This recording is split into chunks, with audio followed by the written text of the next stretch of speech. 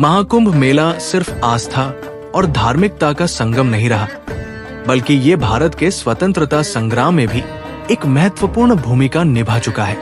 1857 के स्वतंत्रता संग्राम से लेकर 1942 के भारत छोड़ो आंदोलन तक कुंभ मेले का उपयोग क्रांतिकारियों और स्वतंत्रता सेनानियों ने गुप्त बैठकों और संदेशों के आदान प्रदान के लिए किया। यह घटना 1918 के प्रयागराज महाकुंभ की है। देश में ब्रिटिश हुकूमत के खिलाफ असंतोष बढ़ रहा था। इस दौरान स्वतंत्रता संग्राम के कई गुप्त संगठन अंग्रेजों की नजरों से बचने के लिए महाकुंभ मेले का इस्तेमाल कर रहे थे। लाखों लोगों की भीड़ में शामिल होकर क्रांतिकारी बिना किसी शक के अपनी बैठकें कर सकते थे। इसी कुंभ मेले के दौरान पंडित मदन मोहन मालवीय, बाल गंगाधर तिलक और अन्य स्वतंत्रता सेनानी भी प्रयागराज में मौजूद थे। यहाँ एक गुप्त सभा हुई जिसमें स्वतंत्रता संग्राम की रणनीति तय की गई। कहा जाता है कि क्रांतिकारियों ने एक विशेष कोड भाषा में संदेशों का आदान प्रदान किया।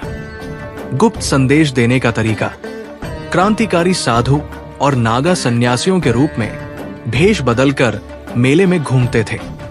वे पत्रों या संदेशों को भभूत के अंदर छिपाकर एक दूसरे तक पहुंचाते थे। कभी कभी ये संदेश रुद्राक्ष की माला के अंदर छिपाए जाते थे ताकि ब्रिटिश पुलिस को शक न हो।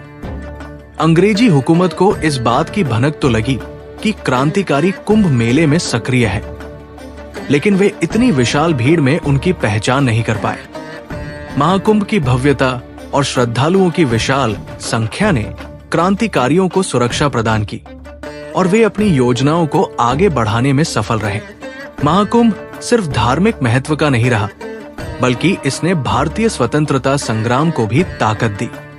ये उन स्थानों में से एक था जहां भारत की आजादी की नींव को मजबूती मिली। स्वतंत्रता के बाद कई वरिष्ठ स्वतंत्रता सेनानियों ने प्रयागराज में गंगा स्नान कर इसे अपनी जीत का साक्षी बनाया। आज भी जब महाकुंभ का आयोजन होता है तो ये न केवल आध्यात्मिक ऊर्जा का केंद्र होता है, बल्कि भारत के गौरवशाली स्वतंत्रता संग्राम की गवाह रही भूमि के रूप में भी याद किया जाता है। अगर आपको ये कहानी रोचक लगी हो तो इसे अपने दोस्तों के साथ जरूर शेयर करें और जाते जाते कमेंट में हर हर महादेव लिखना न भूलें।